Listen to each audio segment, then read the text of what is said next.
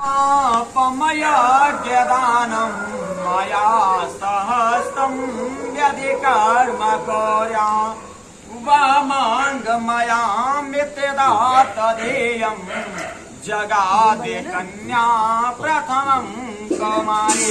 वर महोदय कन्या पाला वाक्य आपसे कह रही है कि कोई भी उद्यापन हो, यज्ञ हो, दान हो करते समय आज के भांति, जैसे आज मुझे अपने संग लेकर विवाह हो रहा है, आज के भांति अगर मुझे भी अपने साथ लेकर करना स्वीकार करोगे तो मैं आपके वाम भाग में आने के लिए सिंदूर पूरा जाना पूरा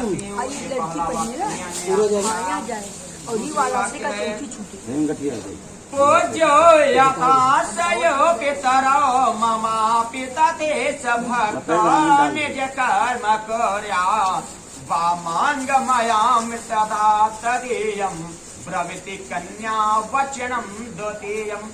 दूसरे वचन में कन्या आपसे कह रही है वर महोदय कि जिस प्रकार आप अपने माता पिता का सम्मान करते हैं उसी तरह आप मेरे भी माता पिता का सम्मान करेंगे तो मैं आपके वाम भाग में आने के लिए स्वीकार करती हूँ। दूसरे वाक्य में कन्या वर महोदय से कहती है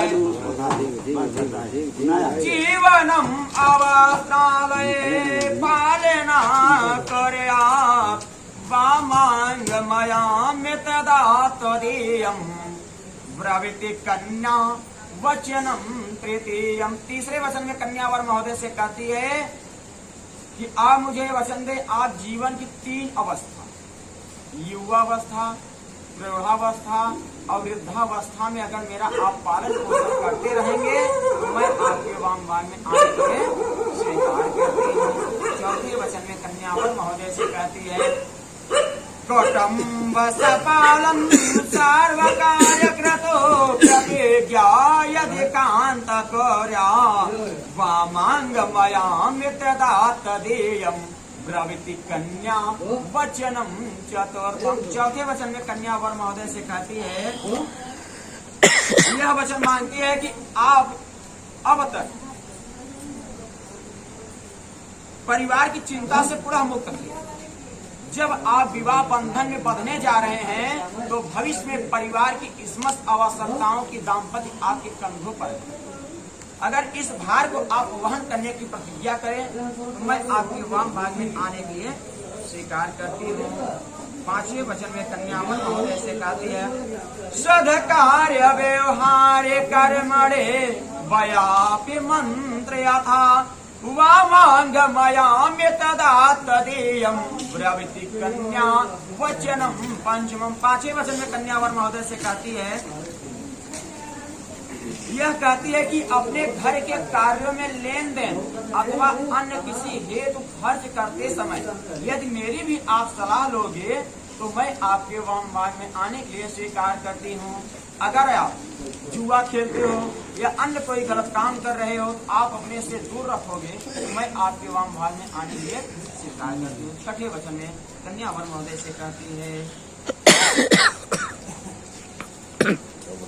न मे पमानम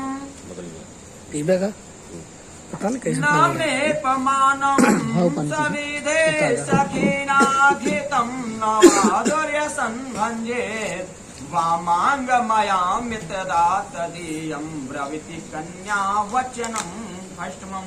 छठे वचन में कन्या कहती है कि अगर मैं अपनी सखियों के बीच में बैठी रहूंगी या अन्य किसी पराई स्त्रियों के बीच में बैठी रहूंगी तो आप मुझे वहां सबके सामने अपमानित नहीं करेंगे।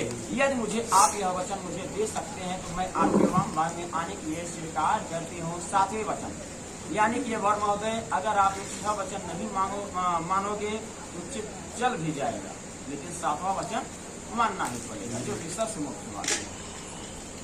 न सेवनिया यदि पारकियातं भवद भावनी कामनीते वामाङ्गमयां तदा तदीयं ब्रवीति कन्या वचनम शतमम। सातवें वचन में कन्यावर महोदय से कहती है कि आप पराई स्त्रियों को माता के समान समझेंगे और पति पत्नी के आपसी प्रेम के मध्य में अन्य किसी को भागीदारी नहीं बनाएंगे। यदि मुझे आप यह वचन दे सकते हैं तो मैं आपके वाम भाग में आने के लिए स्वीकार करती हूँ। सातवें वचन के माध्यम से कन्या अपने भविष्य को सुरक्षित रखने का प्रयास करती है। वरोवाच।